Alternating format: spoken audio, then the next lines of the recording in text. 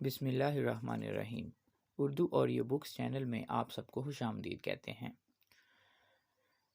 چنگیز خان کے اگلے حصے کے ساتھ آپ کی خدمت میں حاضر ہیں۔ فتح کوہ گپتا۔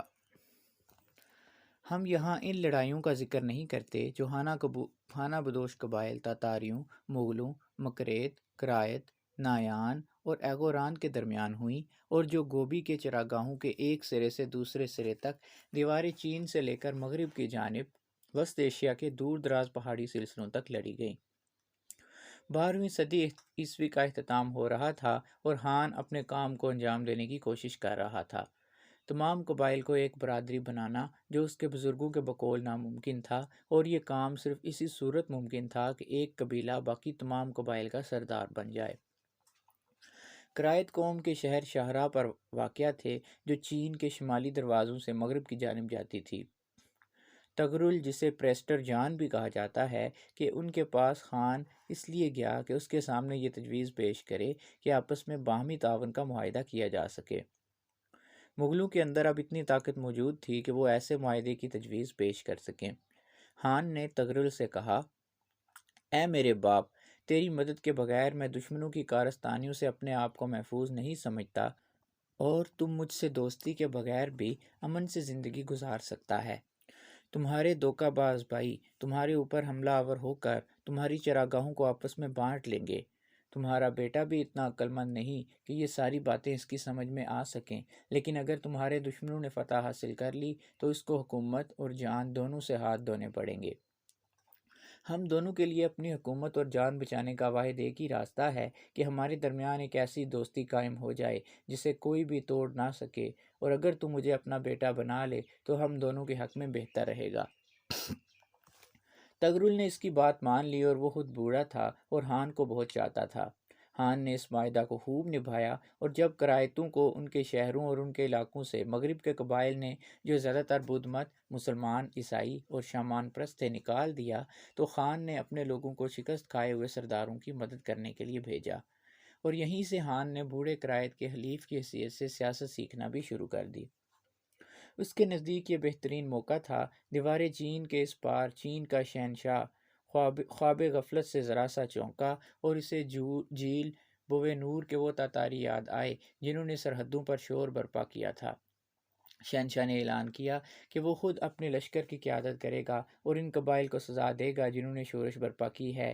اس کی عوام میں اس کے اعلان سے بے چینی پیدا ہو گئی، اور آخرکار ایک افسر کی قیادت میں ایک فوج تاتاریوں کی سرکوبی کے لیے بھیجی گئی، مگر تاتاری ہمیشہ کی طرح بغیر نقصان اٹھائے پیچھے ہٹ کر منتشر ہو گئے۔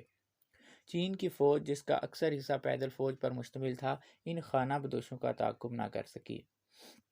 خان کو جب اس بات کی خبر ملی تو اس نے بڑی تیزی کے ساتھ، جیسے کہ ٹٹوں کو مار کر تیزی سے بھگایا جا سکتا ہے، اتنی ہی تیزی سے کام لیا اور اپنے سارے قبائل کو اکٹھا کیا، اور ساتھ ہی تغرل کو پیغام بھیجا کہ یہی وہ تاتاریوں کا قبیلہ ہے جس نے اس کے باپ کی جان دی تھی۔ تغرل نے فوراً حامی بھری، اور متحدہ لشکر نے تاتاریوں پر دھاوا بول دیا۔ تاتاری پیچھے بھی نہیں ہٹ سکتے تھے کیونکہ چین کی فوج ان کے تعاقب میں موجود تھی۔ تاتاری ہر طرح سے نرغے میں آ چکے تھے۔ اس لڑائی میں تاتاریوں کی طاقت کو مکمل طور پر کچل دیا گیا، اور خان اور اس کے قبائل کے ہاتھ بہت سے قیدی لگے۔ چین کی فوج کے سپہ سالار نے یہ دعویٰ کیا کہ یہ فتح اس نے حاصل کی ہے۔ اس نے تغرل کو اونگ خان یعنی خانوں کا سردار اور خان کے لیے باغیوں کا دشمن سالار کے القابات دیے۔ اس ساری کارروائی میں چینی سپہ سالار کو زیادہ محنت کرنا نہیں پڑی۔ اس نے ایک چاندی کا جھولا تحفے میں بھیجا۔ یہ شاید وہ پہلا تحفہ تھا جو اس علاقے میں کسی نے دیکھا، اور اس کی نمائش کافی دنوں تک خان کے خیمہ میں ہوتی رہی۔ خان کی صفوں میں روز بروز نئے نئے جنگجو شامل ہو رہے تھے۔ خان اپنے بچوں کو جبی نویان کے ساتھ شہ سواری کرتے دیکھتا۔ جبی نویان کو سمور کے جوتے اور روپہلی زرہ پہن کر پھرنے کا بہت شوق تھا۔ اس نے یہ دونوں چیزیں ایک آوارہ گرد چینی سے چھینی تھیں۔ جبی نویان کی یہ عادت تھی کہ وہ اپنے ساتھیوں کے دستہ کے ساتھ گھوڑے دوڑاتا ہوا دور تک نکل جاتا۔ وہ خان کے بڑے بیٹے جوجی کا بڑا اچھا استاد تھا۔ جوجی کا نسب غیر واضح تھا۔ وہ ہر وقت سوچوں میں گم رہتا اور باقی لوگوں سے ذرا الگ تھلگ رہتا، مگر اپنی دلیری کی وجہ سے وہ خان کا ہر دل عزیز تھا۔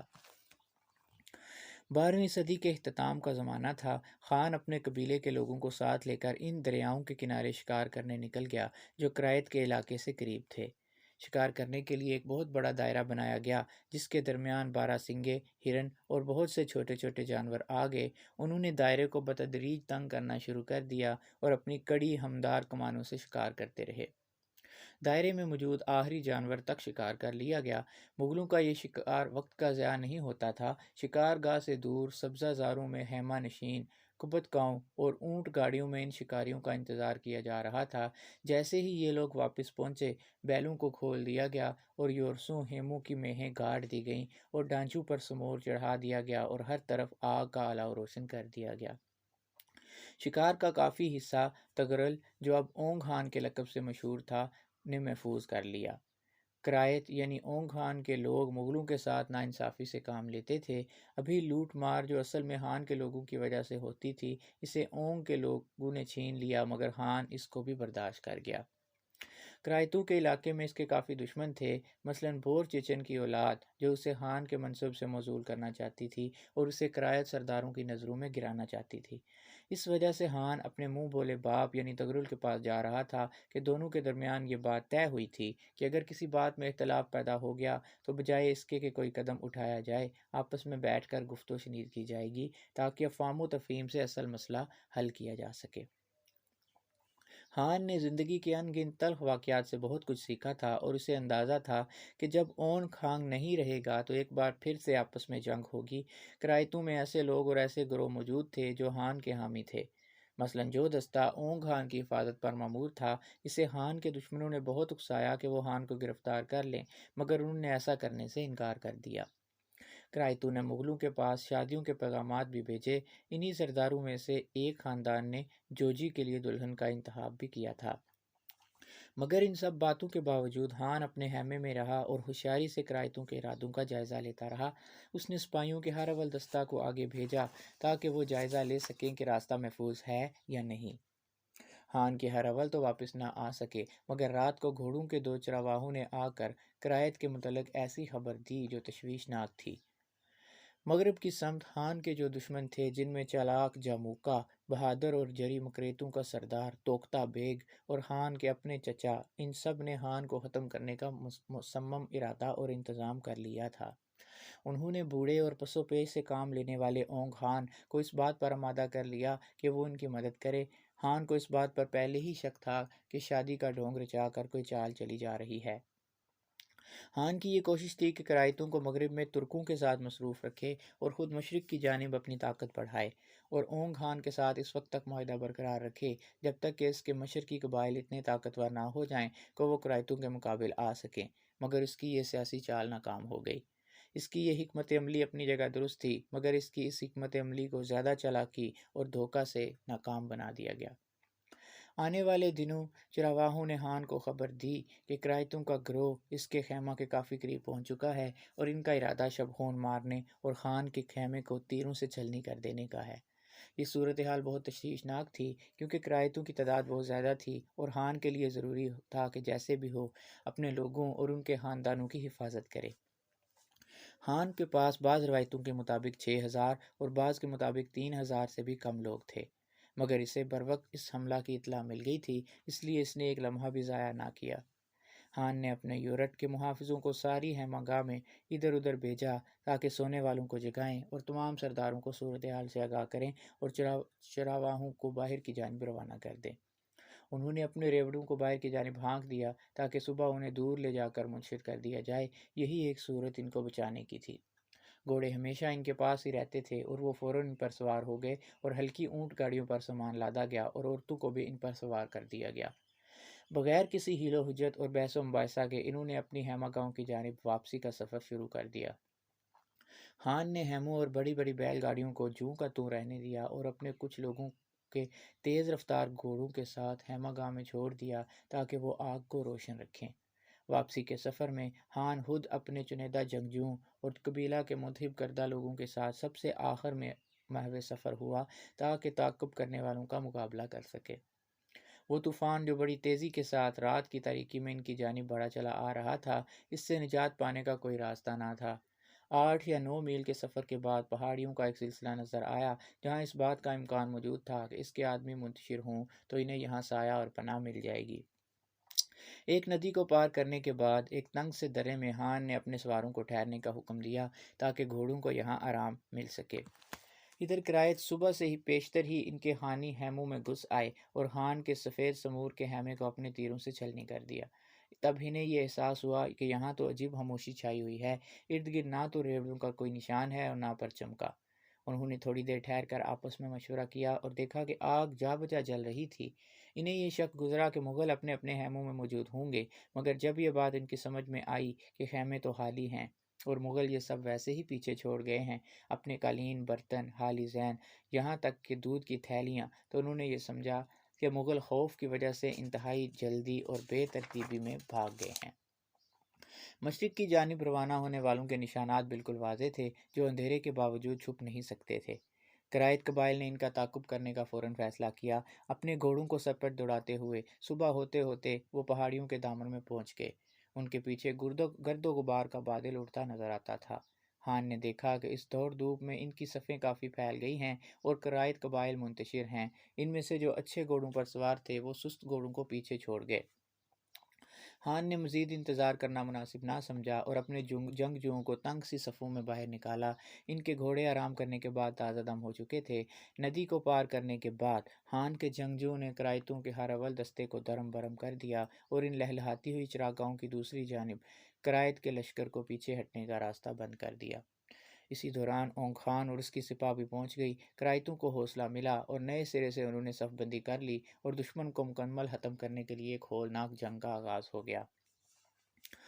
آج سے پہلے خان کو ایسی صورتحال کا کبھی سامنا نہیں کرنا پڑا تھا۔ ایسے وقت میں اسے اپنی ابھرتی ہوئی شجاعت کے جوہر دکھانے کی ضرورت تھی۔ اس میں اسے اپنے خاندانی قبائل کے ساتھ ساتھ ارت اور منکوت قبائل کے جنگجوؤں اور مسلح سواروں سے بڑی مدد ملی۔ خان کا لشکر تعداد میں بھی بہت کم تھا اور یہ ممکن نہ تھا کہ وہ سامنے سے بڑھ کر حملہ کرے۔ یہ اس کی مجبوری تھی کہ وہ یہاں کی زمین کے نشیب و فراز سے جتنا بھی ممکن ہو پورا فائدہ اٹھائے، اور مغلوں کے لیے یہ آخری موقع تھا۔ جب شام ہونے کو تھی اور ایسا لگتا تھا کہ اب شکست ہی اس کا مقدر ہے، تو اس نے اپنے منہ بولے بھائی گلدار، جو علمبردار بھی تھا اور منکوت قبائل کا سردار بھی، کو یہ حکم دیا کہ وہ قرائت کے لشکر کا ایک چکر کاٹ کر ان کے پیچھے بائیں جانب کی پہاڑی پر قبضہ کر لے اور وہاں ڈٹا رہے۔ اس پہاڑی کا نام گپتا تھا۔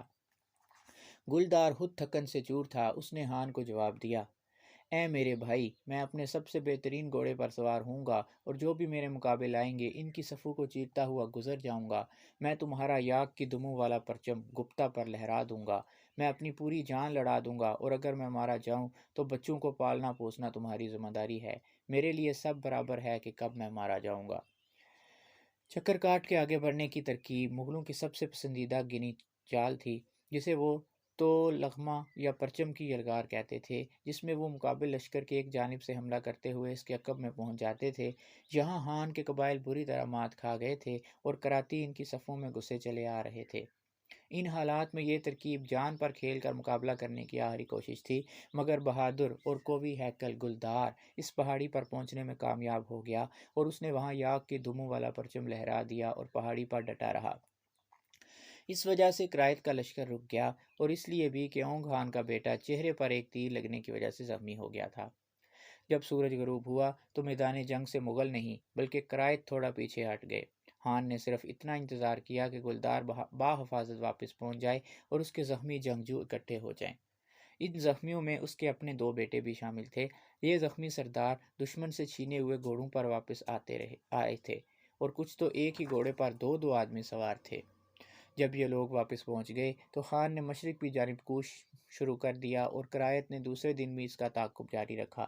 خان کی یہ سب سے مشکل لڑائی تھی اور اس میں اسے شکست کھانا پڑی تھی، مگر اس کے باوجود وہ اپنے قبیلے کے بنیادی عناصر کو محفوظ رکھنے میں کامیاب رہا اور اس نے اپنے لشکر کو بھی کافی حد تک محفوظ رکھا۔ اونگ خان نے کہا، ہم نے ایک ایسے آدمی سے جنگ کی ہے جس سے ہمیں ہرگز نہیں لڑنا چاہیے تھا۔ مغل داتاؤں میں اب تک گلدار کے گپتا پر پرچم لہرانے کے واقعے کو بیان کیا جاتا ہے کہ اس نے کس قدر بہادری سے کام لیا۔ اس لمبی اور تھکا دینے والی بنجر زمینوں میں پسپائی کا یہ تقاضا تھا کہ جو جنگجو اب بھی اپنے زخم چاٹ رہے تھے اپنے تھکے ماندے گھوڑوں پر شکار کے لیے ایک حلقے میں پھیل جائیں تاکہ ہرن، بارہ سنگے اور جو کچھ ان کے ہاتھ آ سکے اسے اپنے تیروں سے شکار کر سکیں۔ یہ صرف شوق کے لیے شکار نہیں تھا بلکہ اپنے لوگوں کے لیے غذا کا بندوبست کرنا اصل مقصد تھا۔ تو ناظرین، چنگیز خان کی یہ ایپیسوڈ یہیں پہ ختم کرتے ہیں۔ اگلی ایپیسوڈ کے ساتھ جلد آپ کی خدمت میں حاضر ہوں گے۔ تب تک کے لیے اجازت دیجیے۔ اللہ حافظ۔